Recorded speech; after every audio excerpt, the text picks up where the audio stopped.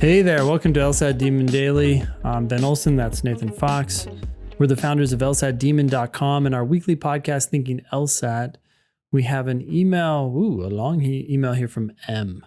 So this is a correction to something we talked about on episode 418. Listener M wanted to submit their transcripts from community college to LSAC, despite multiple LSAC reps telling them that they didn't need to.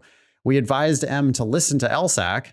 M followed up with a supervisor at LSAC who contradicted the other reps and confirmed that M does have to submit their community college transcripts.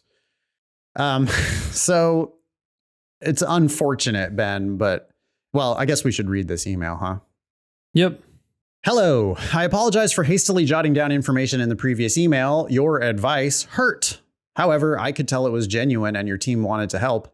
Hopefully, I'm providing some clarification below. A supervisor later confirmed to me that I must send my community college transcripts. For clarification, my community college grades are not in my university transcript.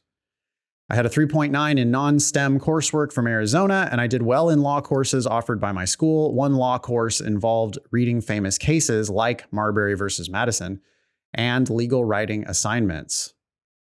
I obtained good internships in engineering, and I could easily give up on becoming a lawyer to have a comfortable job. However, working for free at the public defenders was more enjoyable than any position I've held.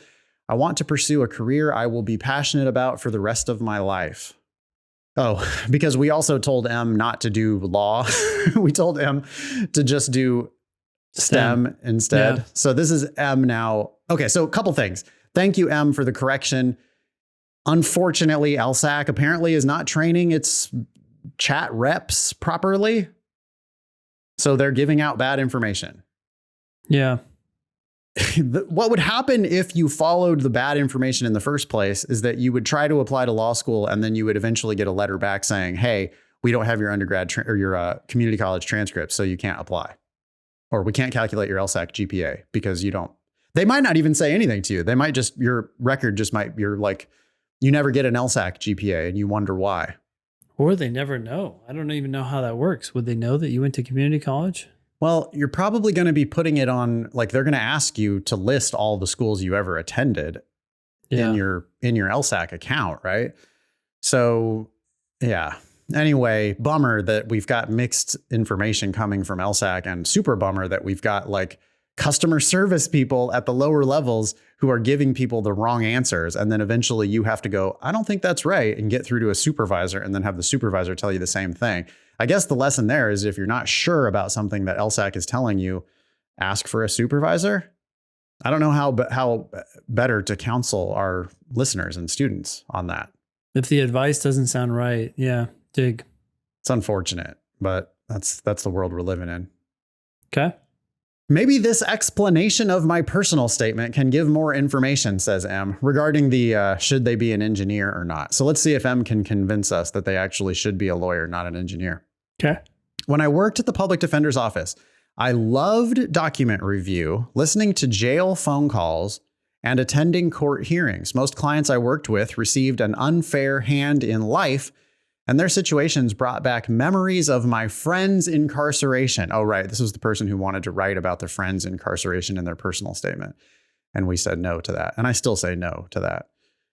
I know firsthand how they felt. I mention my experience and how helpless I felt as an anecdote.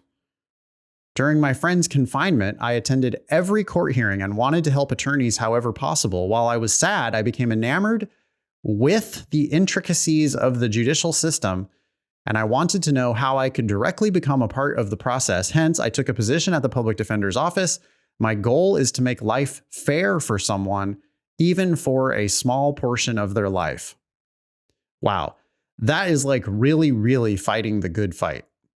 More power to you, I guess, if you really love it. Just, you know that you're getting yourself into not very much money. Yeah, you really need to go for free. Still pretty stressful. Yeah, figure out how to go for free. Absolutely. Go to law school for free because you're not going to make a lot of money in the public defender's office. Yep. RE, being an engineer instead of a lawyer, M says, I spend 40 to 60 hours a week on schoolwork as an undergraduate. I could have easily picked a major that requires 15 hours or less of work a week. However, that seems pointless unless I'm 100% sure about law school. My goal was to learn and improve. I wanted to push myself and grow as a person. An easy major would not give me any skills, in my opinion. People are happy to have $250,000 of debt and, in return, receive a $50,000 a year job and a degree from a prestigious institution. I will probably not attend a top 30 school, but my work ethic and desire to learn could allow me to perform well in law school. The concept of writing is not any more abstract than the work I did in my undergraduate career. And that's coming from M. So M is defending it because we were like, well, you're going to go you're going to go fight against people who are good at English and you're good at math. And why and there were some problems with her email last time, his or her email. Oh, so we couldn't read it. I see.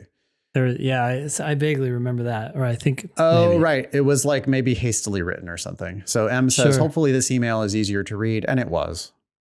And more power to you, M. I give you my blessing. It sounds like you're very serious about going down this road. I hope you love it. I hope you really do make life fairer for people who have gotten a raw deal. I hope you do not impoverish yourself en route to doing that. So please do get yourself a scholarship.